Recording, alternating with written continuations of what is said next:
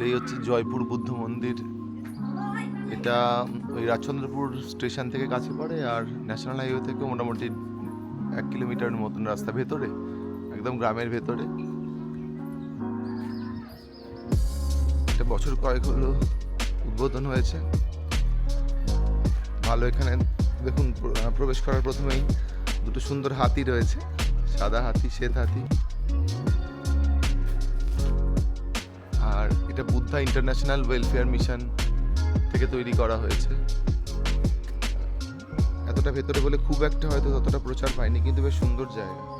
আমি এর আগেও এসেছি, ভালো লাগবে কিছুটা সময় কাটাতে আপনাদের।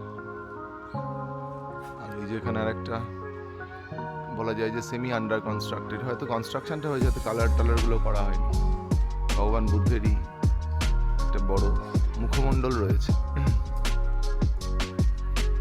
আর এখান থেকে যদি আপনারা ভেতরে যান, এখানে এই যে একটি রোগ ভিক্ষুকে সেবারত অবস্থায় ভগবান বুদ্ধ, একজন রোগী যিনি ভিক্ষুকও, তাকে তিনি ভগবান বুদ্ধ সেবা করছিলেন সেই সময়টা। এবং তার তো কথাই আছে, whoever serves the sick and suffering serves me, অর্থাৎ যেই অসহায় আর্ত অসুস্থকে সেবা করবে সেই আমাকে সেবা করবে, ভগবান বুদ্ধের একদম প্রচারিত কথা। এখানে ভেতরে কাঁচের মধ্যে বিভিন্ন মূর্তি অঙ্কিত আছে, আমরা আস্তে আস্তে সেগুলো দেখার চেষ্টা করব। আসুন সেখানে প্রবেশ করার চেষ্টা করি। এখানে কিছু গাছ আছে।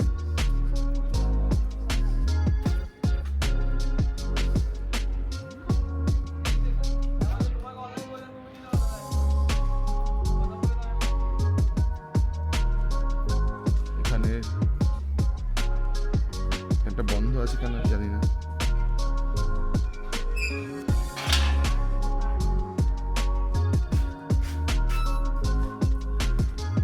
ভগবান বুদ্ধের মহাপরিনির্বাণ, যেটা আপনারা জানেন বোধি বৃক্ষ, তার তলায় যখন তিনি মহাপরিনির্বাণ করেন তখন যে ঘটনাটা ঘটেছিল সেটাই কিন্তু এখানে মূর্তির মাধ্যমে খুব সুন্দরভাবে চিত্রায়িত করা আছে।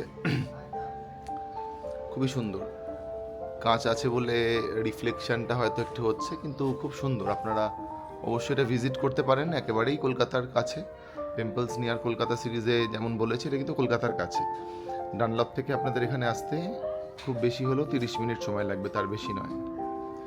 তাহলে আরেকবার বলি, এটা ভগবান বুদ্ধের মহাপরিনির্বাণের কাহিনীটা এখানে চিত্রায়িত করা আছে। এই দেখুন, ভগবান বুদ্ধ শায়িত অবস্থায় আছেন, অর্থাৎ তিনি এবার তার পার্থিব দেহ ত্যাগ করছেন।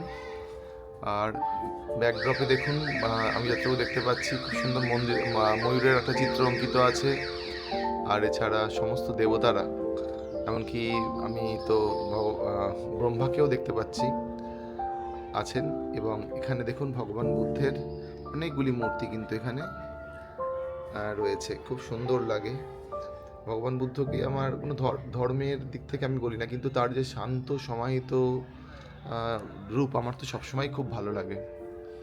এটা হচ্ছে ভগবান বুদ্ধের পঞ্চবর্গীয় শিষ্যের নিকট প্রথম ধর্মপ্রচার। ভগবান বুদ্ধ যখন প্রথম বোধি, এই যে বোধি বৃক্ষর একটা চিত্র অঙ্কিত আছে, বোধি বৃক্ষে যখন তিনি জ্ঞান লাভ করেন যে আমাদের সব কিছু দুঃখের কারণ হলো আমাদের চাওয়া, তো তখন তিনি 5 জন শিষ্যকে প্রথম তার সেই জ্ঞানটা দান করেছিলেন। দেখুন 5 জন শিষ্য আছে, আমি দেখানোর চেষ্টা করছি। 1 2, দেখুন ব্যাকড্রপে আর একজন রয়েছে, দেখুন 3 নম্বর জন,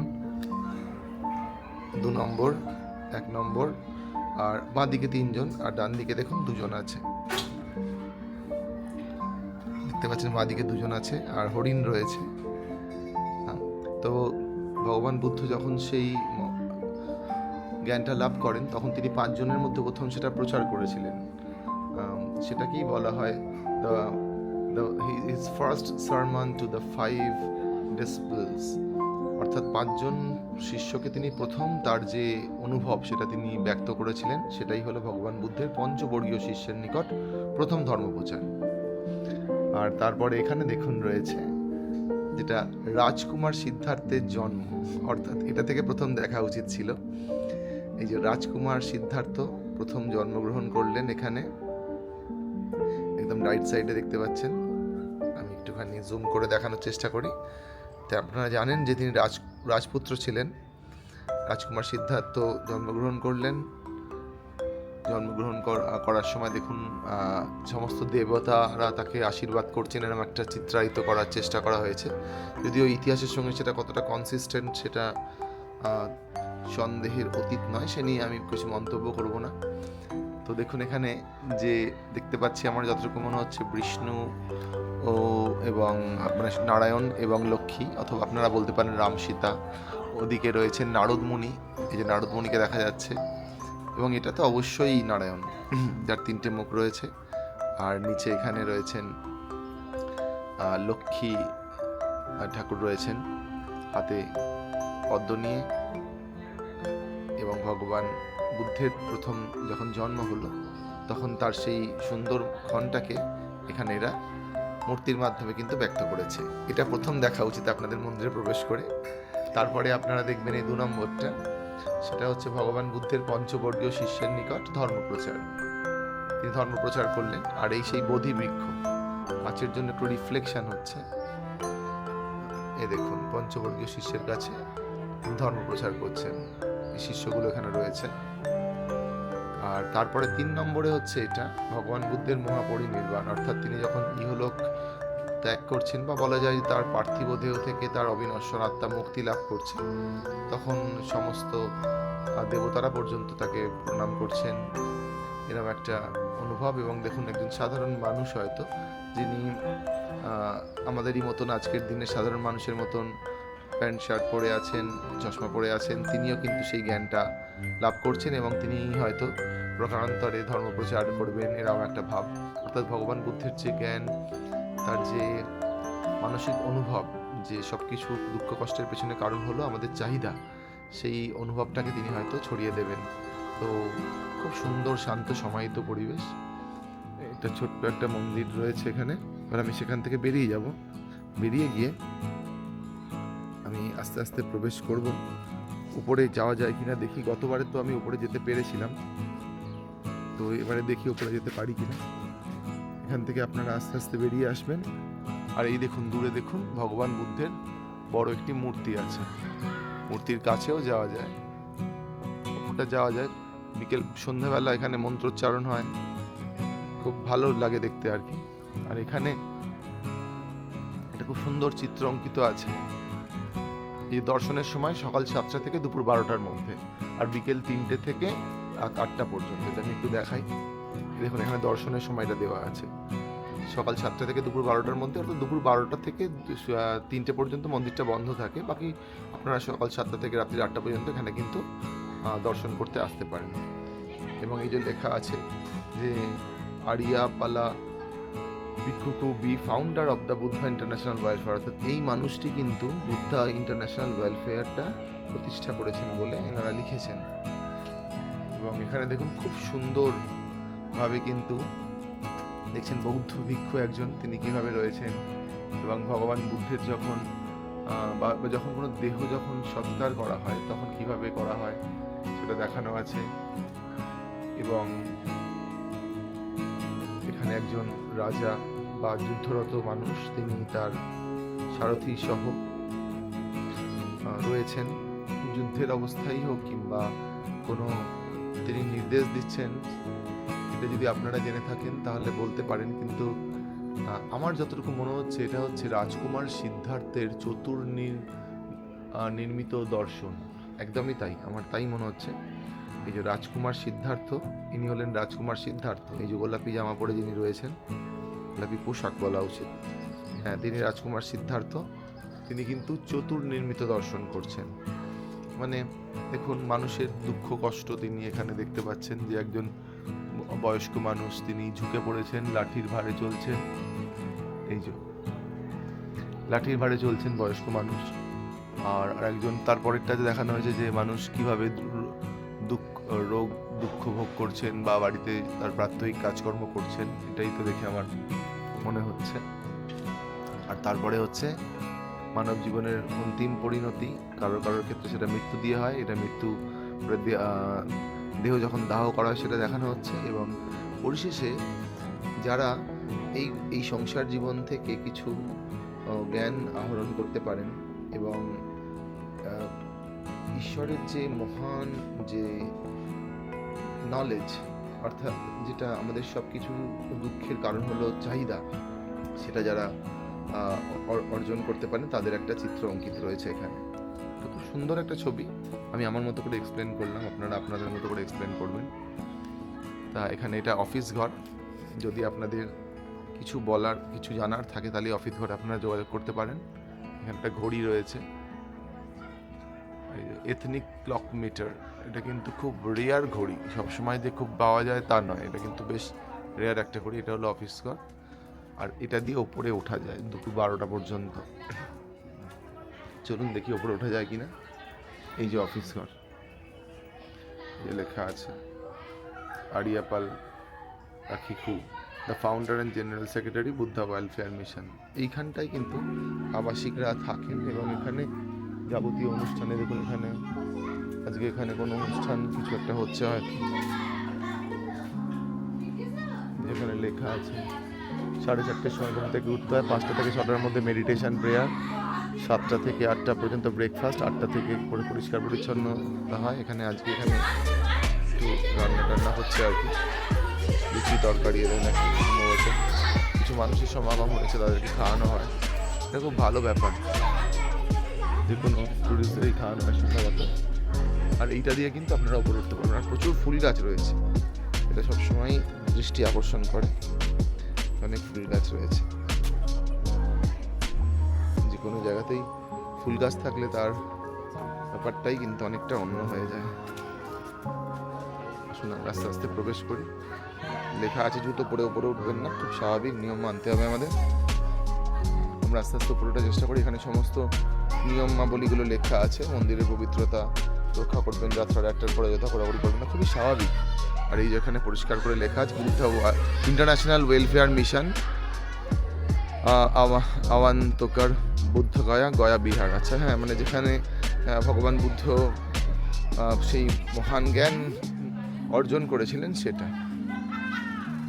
আর এই হলো সেই বড় বুদ্ধ মূর্তি, দেখতেই পাচ্ছেন আপনারা। এখানে সুন্দর ফুল গাছ আছে। এই বুদ্ধ মূর্তিটি বেশ বড়, আমার মতে অন্তত 30 ফুট তো হবে। কিন্তু বুদ্ধের মহিমা কি আর ফুট দিয়ে বিচার করা যায়? খুব সুন্দর এই বুদ্ধ মূর্তি। দেখুন পদ্মের ওপর তিনি বসে আছেন, অধিষ্ঠিত আছেন বলা যায়। এবং ভগবান বুদ্ধের যে জীবন দর্শন, সেটা তো আজকের জীবনে তার প্রাসঙ্গিকতা উত্তরোত্তর বৃদ্ধি পাচ্ছে। আমাদের জীবনের যে পার্থিব যে ফার্স্ট লাইফ, যে বিশেষ করে নগর জীবনের যে অস্বস্তি, যে চরম বিভ্রান্তির মধ্যে আমরা অনেকেই দিন কাটাতে বাধ্য হচ্ছি, সেখান থেকে কিন্তু নির্বাণ পাওয়ার উপায় আমার মনে হয় ভগবান বুদ্ধের কথা আমাদের আরও বেশি করে জানা, সেগুলোকে জীবনে যতটা সম্ভব অ্যাপ্লাই করা এবং বাকিদেরকেও সেটা জানানো। আমরা হয়তো অনেকেই জানি, কেউ কেউ মানি না, আবার অনেকেই মানি, কেউ হয়তো পুরোটা অ্যাপ্লাই করতে পারি না। তো যতটা করা যায় ততটা ভালো। এগুলো অনেকে বলতে পারেন যে আপনি একটা ঘোরানোর জায়গা দেখতে এসেছেন, জ্ঞান দিচ্ছেন, তা ঠিক নয়। আমার যে অনুভবটা হচ্ছে আমি সেটা আপনাদের জানানোর চেষ্টা করছি। অসুবিধা হলে আপনারা মিউট করে দিতে পারেন। এই দেখুন ভগবান বুদ্ধের কি সুন্দর সৌম্য কান্তি মূর্তি, মুখটার মধ্যে কি পবিত্রতা, কি শান্তি। এই যে গোটা পৃথিবীতে আজকে যে অশান্তির বাতাবরণ, তার থেকে কতটা আলাদা, তাই না? এবং তিনি কিন্তু আশীর্বাদ দিচ্ছেন। তার মধ্যে কিন্তু কোনো ক্ষোভ নেই, কোনো সেই অর্থে কোনো ক্রাই নেই। এবং এখানে ফুল গাছটা আমি নিচে দেখাবো, কি সুন্দর ফুল গাছটার মধ্যে দিয়ে কি দেখানো হচ্ছে দেখুন। গাছটার স্ট্রাকচার দেখুন, আর তার মধ্যে ফুলগুলোর স্ট্রাকচার দেখুন। আর এখানে সন্ধ্যাবেলা ধূপ দেওয়া হয়। ভগবান বুদ্ধকে দেখুন, তার জন্য জল রাখা হয়েছে এখানে। মানে এখানে তার মধ্যে যে প্রাণ আছে, প্রাণ কল্পনা করা হয়েছে। এই হলো ভগবান বুদ্ধের একটি মূর্তি, যেটা রাজচন্দ্রপুর স্টেশন থেকে যদি আপনারা হাঁটা পথে আসেন তাহলে 10 মিনিট লাগবে, টোটো করে নেবেন, মিনিট 5-এর মধ্যে পৌঁছে যাবেন। রাজচন্দ্রপুর স্টেশন শিয়ালদা থেকে ডানকুনি লাইনে যাওয়ার পথে ডানকুনির আগের স্টেশন পড়ে। এছাড়া আপনারা যদি ডানলপ থেকে বাসে করে আসতে চান তাহলে রাজচন্দ্রপুর স্টপেজে নামবেন, নেমে ওখান থেকে সেই মোটামুটি হাঁটলে মিনিট 15-20 লাগবে, টোটো করে আসলে 7-8 মিনিট মতো লাগবে। ওরা বললেই, টোটো দাদাদের বললেই ওরা বলে দেবে। আর জয়পুর যদি জয়পুর দিয়ে আসতে চান, যেটা দিল্লি হাই রোড থেকে পড়ে আর কি, বম্বে রোড দিয়ে পড়ে, ধরুন সলভ থেকে আসছেন, তাহলে আপনারা জয়পুর স্টপেজে নেমে ডান দিকে চলে আসবেন। সেখানেও মোটামুটি আপনারা টোটোয় আসতে পারেন, আসলে মিনিট 5 মতো লাগবে, আর হেঁটে আসলে বেশ 15 মিনিট মতো লাগবে। তো এই ছিল আজকে আমার নিবেদন, আর বেশি কিছু বলার নেই। আমি চারপাশটা একবার পরিক্রমা করার চেষ্টা করছি ভগবান বুদ্ধের মূর্তিকে সামনে রেখে। খুবই সুন্দর, আমার তো খুবই ভালো লাগে। আপনারা একবার এসে ঘুরে যেতে পারেন, এমন কিছু ব্যাপার নয়, খুব দূরে নয়। বিকেলের দিকে আসবেন, আর শীতকাল হলে তো সকালেও আসতে পারেন, বেশ কিছুটা সময় কাটিয়ে যাবেন। তবে মনে রাখবেন, দুপুর 12টা থেকে 3টে পর্যন্ত কিন্তু মন্দির বন্ধ থাকে, তার মধ্যে আসবেন। এছাড়া বিভিন্ন দিন এখানে অনুষ্ঠান হয়, দান উৎসব হয়, দরিদ্র আর্তদের সেবা করা হয়, এগুলো কিন্তু হয় এখানে, তার নোটিশ থাকে। যদি তার ডিটেলস জানতে চান, আমি এদের কন্ট্যাক্ট নাম্বার আপনাকে জানিয়ে দেবো, আপনারা সেখানে যোগাযোগ করেও আসতে পারেন। তো এই ছিল জয়পুর ভগবান বুদ্ধের মূর্তি। আর যদি আপনারা এদিক থেকে দেখেন, তাহলে নিচ থেকে দেখুন, এই ওপর থেকে এই ভিউটা কিছুটা এরকম আসে। দুটো হাতি রয়েছে, সে সাদা হাতি, অর্থাৎ শান্তির প্রতীক, এই যে সাদা হাতি। আর এটা হলো মূর্তি, ভগবান বুদ্ধের যে মুখমণ্ডল। আর এই হলো ভগবান বুদ্ধ। সবাই ভালো থাকবেন, সবার উপর শান্তি বর্ষিত হোক। বুদ্ধং শরণং গচ্ছামি, ভগবান বুদ্ধের কাছে আমি নিজেকে সমর্পণ করলাম। দেখা হচ্ছে পরের পর্বে, টেম্পলস নিয়ার বাই কলকাতার পরের কোনো এক পর্বে, অন্য কোনো এক স্থানে। সবাই ভালো থাকুন, ধন্যবাদ।